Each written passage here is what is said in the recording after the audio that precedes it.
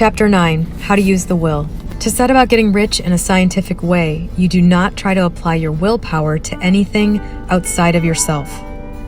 You have no right to do so anyway. It is wrong to apply your will to other men and women in order to get them to do what you wish done. It is as flagrantly wrong to coerce people by mental power as it is to coerce them by physical power. If compelling people by physical force to do things for you reduces them to slavery, compelling them by mental means accomplishes exactly the same thing. The only difference is in methods.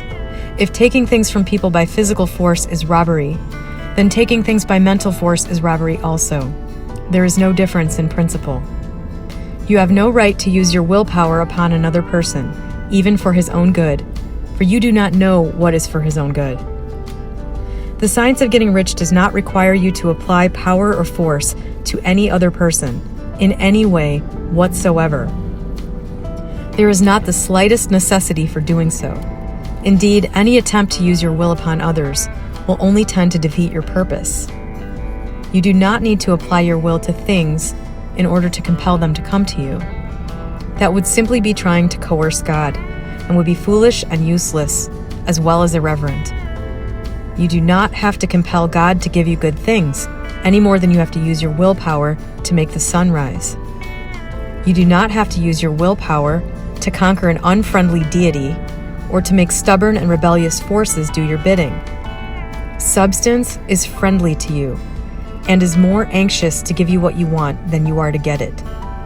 To get rich, you need only to use your willpower upon yourself. When you know what to think and do, then you must use your will to compel yourself to think and do the right things. That is the legitimate use of the will in getting what you want, to use it in holding yourself to the right course. Use your will to keep yourself thinking and acting in the certain way. Do not try to project your will or your thoughts or your mind out into space to act on things or people. Keep your mind at home. It can accomplish more there than elsewhere. Use your mind to form a mental image of what you want and to hold that vision with faith and purpose, and use your will to keep your mind working in the right way. The more steady and continuous your faith and purpose, the more rapidly you will get rich, because you will only make positive impressions upon substance, and you will not neutralize or offset them by negative impressions. The picture of your desires, held with faith and purpose, is taken up by the formless and permeates it to great distances throughout the universe, for all I know. As this impression spreads, all things are set moving towards its realization. Every living thing, every inanimate thing, and the things yet uncreated are stirred toward bringing into being that which you want. All force begins to be exerted in that direction. All things begin to move toward you. The minds of people everywhere are influenced toward doing the thing necessary to the fulfilling of your desires, and they work for you unconsciously. But you can check all this by starting a negative impression in the formless substance. Doubt or unbelief is as certain to start a movement away from you as faith and purpose are to start one toward you. It is by not understanding this that most people who try to make use of mental science and getting rich make their failure. Every hour and moment you spent in giving heed to doubt and fears, every hour you spent in worry, every hour in which your soul is possessed by unbelief, sets a current away from you in the whole domain of intelligent substance. All the promises are unto them that believe, and unto them only. Notice how insistent Jesus was upon this point of belief. Now you know the reason why. Since belief is all important, it behooves you to guard your thoughts. And as your beliefs will be shaped to a very great extent by the things you observe and think about, it is important that you should command your intention. And here the will comes into use, for it is by your will that you determine upon what things your attention shall be fixed. If you want to become rich, you must not make a study of poverty. Things are not brought into being by thinking about their opposites. Health is never to be attained by studying disease and thinking about disease. Righteousness is not to be promoted by studying sin and thinking about sin. And no one ever got rich by studying poverty and thinking about poverty. Medicine as a science of disease has increased disease. Religion as a science of sin has promoted sin. And economics, as a study of poverty, will fill the world with wretchedness and want. Do not talk about poverty. Do not investigate it or concern yourself with it. Never mind what its causes are. You have nothing to do with them. What concerns you is the cure. Do not spend your time in charitable work or charity movements. All charity only tends to perpetuate the wretchedness it aims to eradicate.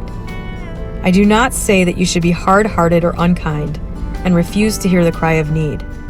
But you must not try to eradicate poverty in any of the conventional ways. Put poverty behind you and put all that pertains to it behind you and make good. Get rich. That is the best way you can help the poor. And you cannot hold the mental image which is to make you rich if you fill your mind with pictures of poverty. Do not read books or papers which give circumstantial accounts of the wretchedness of the tenement dwellers, of the horrors of the child labor, and so on. Do not read anything which fills your mind with gloomy images of want and suffering. You cannot help the poor in the least by knowing about these things, and the widespread knowledge of them does not tend at all to do away with poverty. What tends to do away with poverty is not the getting of pictures of poverty into your mind, but getting pictures of wealth into the minds of the poor. You are not deserting the poor in their misery when you refuse to allow your mind to be filled with pictures of that misery. Poverty can be done away with, not by increasing the number of well-to-do people who think about poverty, but by increasing the number of poor people who propose with faith to get rich. The poor do not need charity. They need inspiration. Charity only sends them a loaf of bread to keep them alive in their wretchedness, or gives them an entertainment to make them forget for an hour or two. But inspiration will cause them to rise out of their misery. If you want to help the poor, demonstrate to them that they can become rich. Prove it by getting rich yourself. The only way in which poverty will ever be banished from this world is by getting a large and constantly increasing number of people to practice the teachings of this book. People must be taught to become rich by creation, not by competition. Every man who becomes rich by competition throws down behind him the ladder by which he rises and keeps others down. But every man who gets rich by creation opens a way for thousands to follow him and inspires them to do so. You are not showing hardness of heart or an unfeeling disposition when you refuse to pity poverty, see poverty, read about poverty, or think or talk about it, or to listen to those who do talk about it. Use your willpower to keep your mind off the subject of poverty and to keep it fixed with faith and purpose on the vision of what you want. This, I think, explains in a way why it is that I think the use of this type of intention on specific people or getting specific people to do specific things, I think he concisely nails it here. He basically starts by saying, you can't do this to other people. It's essentially no different than slavery if you do this. And the impulse to essentially enslave another person, that's a creative impulse. That's an impulse coming from you that will also create other things like it that you will not enjoy. Not to mention, it's just kind of an offensive place to be where you don't see anything wrong with the enslavement of other people. And then, people generally rebut this notion of there being anything wrong with that by saying, well, yeah, but, it says, and it's the same thing in Neville, he basically says, in many places that people will be compelled to help you. But the thing is, there's a difference between you directly compelling somebody to do something, if you can even manage to make that happen, and the divine, the order, the thing that orchestrates everything for you, impelling that person to do something. Because it's quite, do I have to explain that? There's a difference between your low-level human mind and the mind of the divine that can see a million chess moves and coordinate all the chess moves for everybody. I don't need a lot more than this to accept that you have no right to use your willpower on other people to try to impel them to do things. If what you want is a partner, there's nothing wrong with intending to manifest a partner. This works for me. anything that you want, you can have. And when it comes to a person, that's the only place where it seems, Neville Goddard says, leave other people alone. They're just messengers telling you what you are. It's one thing if you want to change yourself and then, see if naturally somebody who you want to be with then wants to be with you. But using this, in my opinion, to attempt to exert your will on another person is... it's probably not going to get you what you want. Since belief is all important, it behooves you to guard your thoughts, as your beliefs will be shaped to a very great extent by the things you observe and think about. This is true. If you do the Emmett Fox 7-day mental diet, you'll be amazed at how much time you are allowing yourself to dwell on things that aren't productive for you, that aren't healthy for you, that aren't beneficial to you, aren't doing any good for you. It's just sort of a waste of energy, and you run the very real risk of recreating something that you're dwelling on mentally that's negative in your actual reality. So that's where the work is. That's where the will comes into play. It's in controlling your thoughts. It's in continuing to have this purpose, this intention, this faith, keeping this thing in your mind. That's the use of the will.